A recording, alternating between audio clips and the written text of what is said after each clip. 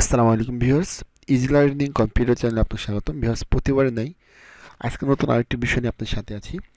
Viewers, আজকে আমি আপনাদেরকে শেখাবো কিভাবে আপনারা খুব সহজেই ফটোশপ ছাড়াই আপনি আপনার যে কোনো ছবির ব্যাকগ্রাউন্ড রিমুভ করতে পারবেন। আমরা কিন্তু ফটোশপের কাজ সবাই করতে পারি না, বাট আমাদের অনেক ক্ষেত্রে প্রয়োজনের সাপেক্ষে আমাদের ছবির ব্যাকগ্রাউন্ড রিমুভ করা লাগতে পারে এবং নতুন কোনো ব্যাকগ্রাউন্ড হয়তো অ্যাড করা লাগতে পারে। তো এই কাজটা আপনি কীভাবে ফটোশপ বা অ্যাডোবি ইলাস্ট্রেটর ছাড়া করবেন সেই বিষয়টা আজকে আমি দেখাবো। আর যারা আমাদের ইউটিউব চ্যানেল নতুন, তারা অবশ্যই আমাদের চ্যানেলটি সাবস্ক্রাইব করবেন আর অবশ্যই একটি লাইক করবেন। আর যারা এখন আগের ভিডিওগুলো দেখেন, অবশ্যই আগের ভিডিওগুলো দেখে নেবেন। তো ভিউয়ার্স, আমরা ছবির ব্যাকগ্রাউন্ডটা রিমুভ করব জাস্ট আমাদের মোবাইল বা কম্পিউটার থেকে নেট কানেকশনের মাধ্যমে আমরা যে কোনো একটা ওয়েব ব্রাউজ করে খুব সহজে ব্যাকগ্রাউন্ড রিমুভ করতে পারবো। তো এই জন্য আমরা যে কোনো একটা ওয়েব ব্রাউজার নেব। তো আমরা এখান থেকে গুগল ক্রোমটা ওপেন করলাম। এখানে আসার পরে আমরা সার্চ বারে লিখব অনলাইন ফটো ব্যাকগ্রাউন্ড রিমুভারে ক্লিক করব।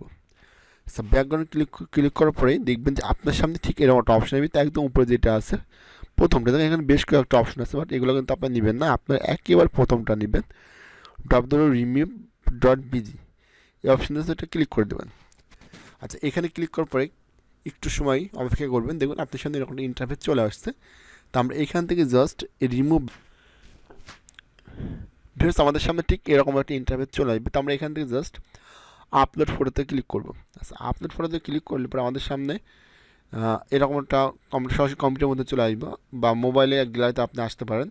আচ্ছা, আসার পরে আপনার ছবিটা কোথায় আছে জাস্ট আপনি এখানে যেতে হবে। তা আমার ছবিটা আছে হচ্ছে এখানে ডেস্কটপে আসলাম। আসলে আমি যাচ্ছি এই ছবিটার ব্যাকগ্রাউন্ড রিমুভ করবো। তো জাস্ট ক্লিক করবে, এখান থেকে ওপেনে ক্লিক করলাম। আচ্ছা, কিছু সময়ের মধ্যে আমাদের ছবির ব্যাকগ্রাউন্ডটা কিন্তু এখান থেকে রিমুভ হয়ে যাবে।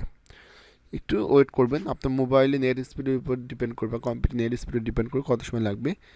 দেখতে পাচ্ছেন যে আমাদের ছবিটা কিন্তু ব্যাকগ্রাউন্ডটা রিমুভ হয়ে গেছে। এখন চাইলে পরে কিন্তু এই ছবিটা আমি এখানে ডাউনলোড করে যে কোনো জায়গায় কিন্তু ব্যবহার করতে পারবো ব্যাকগ্রাউন্ড ছাড়াই।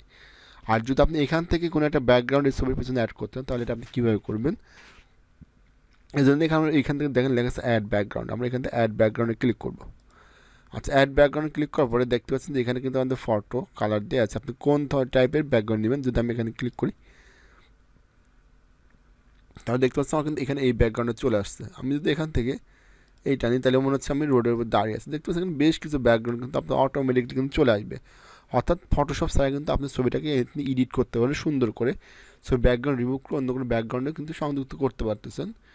এরপর যদি আপনি ব্যাকগ্রাউন্ড কালার অ্যাড করছেন, জাস্ট আপনি এখান থেকে কালারে ক্লিক করেন, দেখবেন যে কালার চলে আসছে। আপনি যেই কালারটা নিতে যাচ্ছেন ক্লিক করেন, ওই কালারটা কিন্তু চলে আসছে। অর্থাৎ আপনি কিন্তু এখান থেকে ছবির ব্যাকগ্রাউন্ডকে যে কোনো কালার অ্যাড করতে পারবেন।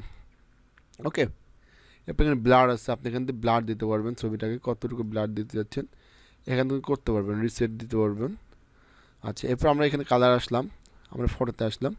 তো এখন যদি আমি এখানে জাস্ট ডানে ক্লিক করে দিই, এরপর জাস্ট ডাউনলোডে ক্লিক করে দেখবেন যে আমার ফটো কিন্তু ডাউনলোড হয়ে গেছে। এখন আমি জাস্ট এখানে ক্লিক করলাম, দেখবেন যে আমাদের ছবিটা কিন্তু এখানে ওপেন হয়ে গেছে।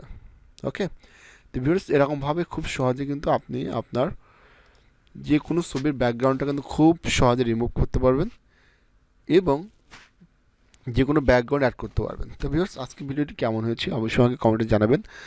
আশা করি আজকে ভিডিওটি আপনাদের অনেকের ভালো লাগবে। আর যদি ভিডিওটি আপনাদের ভালো লাগে তাহলে অবশ্যই আমাদের ইউটিউব চ্যানেলকে সাবস্ক্রাইব করবেন, আর অবশ্যই একটি লাইক করবেন।